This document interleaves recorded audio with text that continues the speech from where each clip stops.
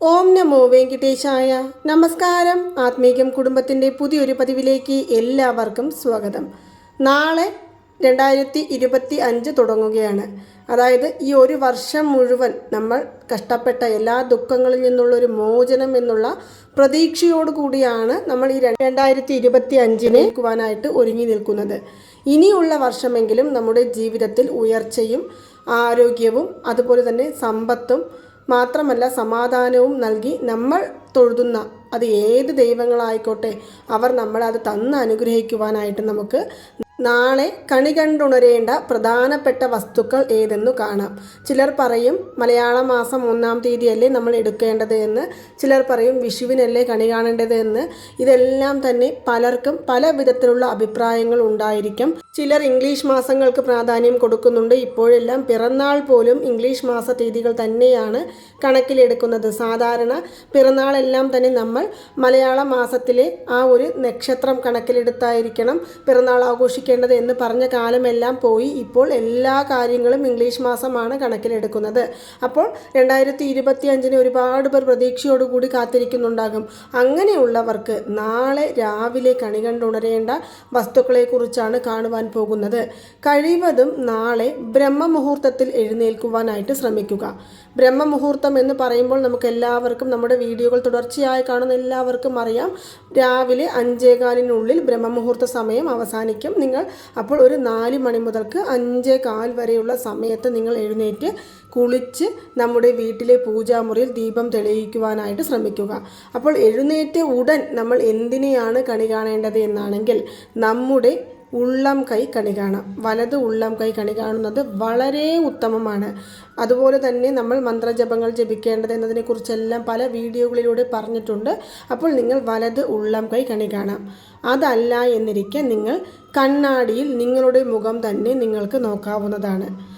ഇതും അല്ല എന്നിരിക്കെ നിങ്ങൾ ഏതെങ്കിലും ഒരു സ്വാമി പടങ്ങൾ, ശിവഭഗവാന്റെയോ ശ്രീകൃഷ്ണ ഭഗവാന്റെയോ ലക്ഷ്മി ദേവിയുടെയോ, അതല്ല നിങ്ങൾക്ക് ഏത് ദൈവത്തെയാണോ ഇഷ്ടം അവരുടെ പടം നിങ്ങൾക്ക് കണി കണ്ട് നാളെ ഉണരാവുന്നതാണ്. ഇനി അതല്ലെങ്കിൽ സ്വർണം, വെള്ളി, അതുപോലെ തന്നെ നമ്മുടെ വലത് തോൾഭാഗം, നമ്മുടെ ശരീരത്തിൻ്റെ വലത് തോൾഭാഗം നമുക്ക് ആദ്യം ഉണർന്നെഴുന്നേറ്റ് ഉടൻ നോക്കാവുന്നതാണ്.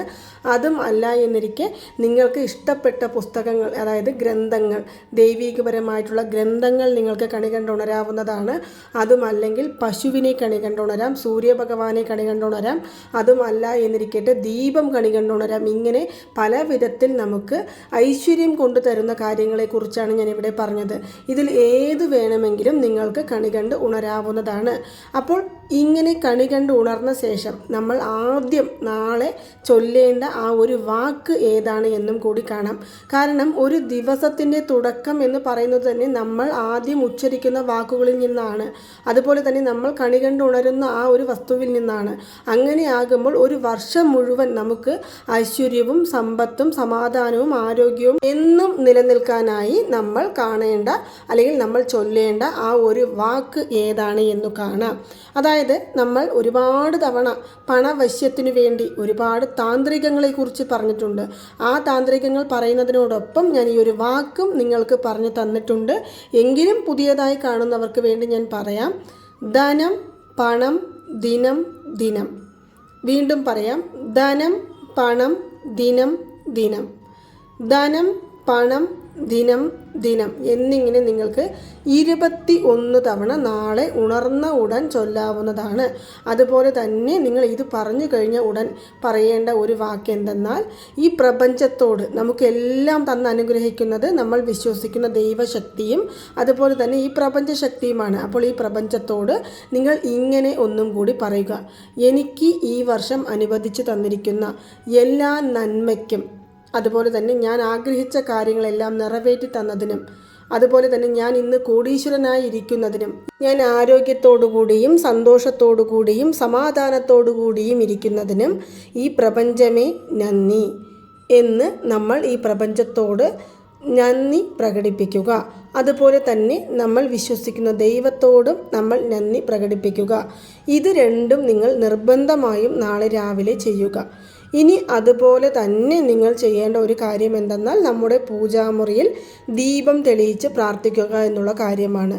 എല്ലാവർക്കും നാളെ പൂജാമുറിയിൽ ദീപം തെളിയിച്ച് പ്രാർത്ഥിക്കാൻ സാധിക്കില്ല. ചിലർക്ക് പീരിയഡ്സ് ആയിട്ടുണ്ടാകും എന്ന് പറയുന്നവരുമുണ്ട്.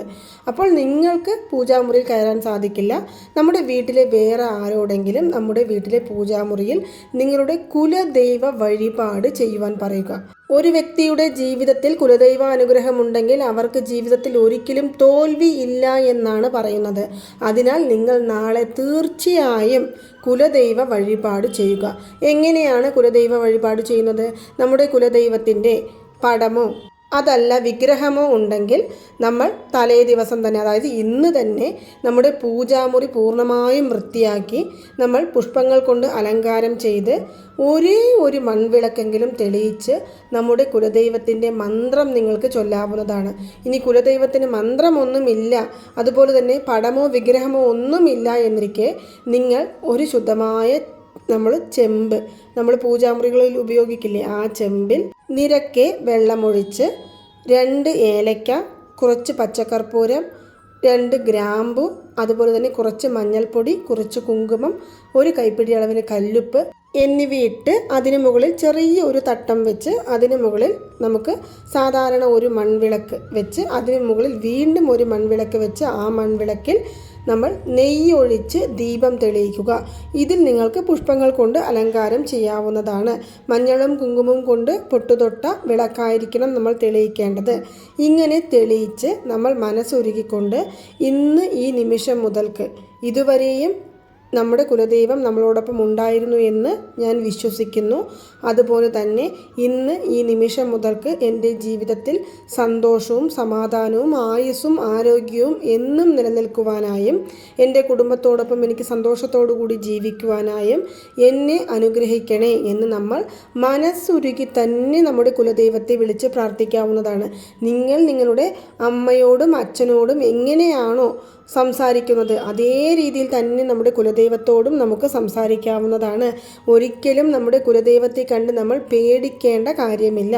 അങ്ങനെ നിങ്ങൾ പ്രാർത്ഥിച്ചു കഴിഞ്ഞതിനു ശേഷം ദീപധൂപ ആരാധനകൾ കാണിക്കാം.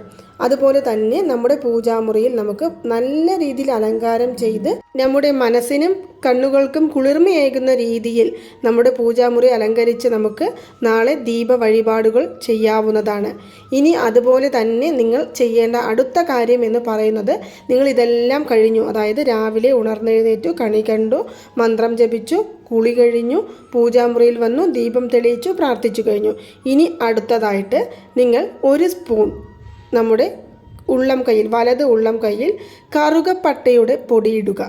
ഈ കറുകപ്പട്ടയുടെ പൊടി 1 സ്പൂൺ അളവിന് നമ്മുടെ വലത് കയ്യിൽ ഇട്ട് നമ്മുടെ വീടിന് പുറത്തു നിന്ന് നമ്മൾ ആദ്യം നമ്മുടെ കൈകൾ അടച്ചു പിടിച്ച് നമ്മുടെ ഹൃദയത്തോട് ചേർത്ത് വെച്ച് കണ്ണുകൾ അടച്ചുകൊണ്ട് നിങ്ങൾക്ക് എത്ര പണമാണോ ആവശ്യം ആ പണം നിങ്ങൾക്ക് കിട്ടിയ സന്തോഷം ഈ ഭൂമിയിൽ നിങ്ങൾ പ്രകടിപ്പിക്കുക.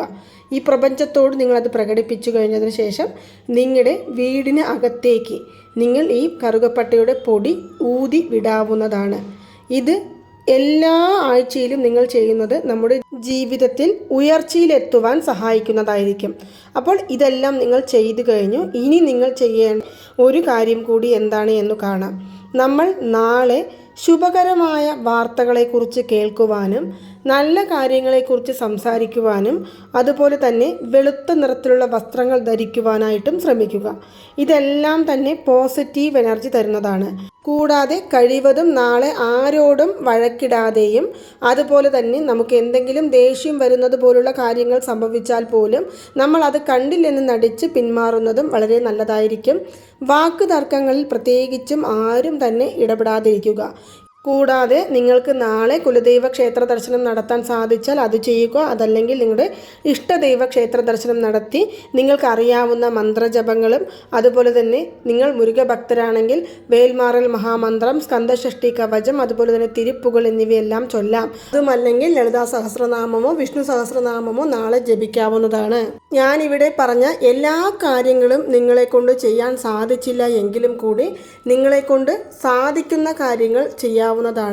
അതുപോലെ തന്നെ നിങ്ങൾ നാളെ ഒരു കാര്യം കൂടി പ്രത്യേകമായിട്ട് ശ്രദ്ധിക്കുക. നാളെ നിങ്ങളെക്കൊണ്ട് സാധിക്കുന്നവർക്ക് നിങ്ങൾ അന്നം ദാനമായി വാങ്ങിക്കൊടുക്കുക.